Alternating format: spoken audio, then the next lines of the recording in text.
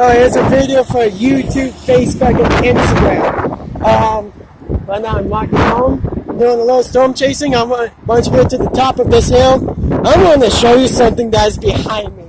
There are some black clouds behind me, but I'm going to run into the gated bridge. I'm trying to come as fast as I can.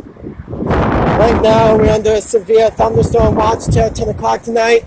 There's a squall line coming towards us, and I can see a possible gust front shower cloud right behind me. We got inflow feeding into the storm right now. Like all this wind is going to what is behind me.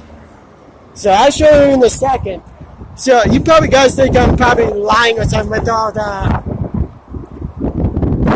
light behind me, but I'm gonna stop without and try to get a good view behind me. So I stop right here. Now as we pan to the north and go to the west, look how black it is over there. I've never seen a storm that black before. I'm trying to race home. I see a potential shower cloud forming right in front of me. It is moving northeast. Look how black that is.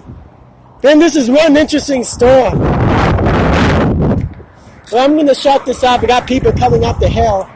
I will come on once the storm actually gets here. Probably about 20 minutes to half an hour.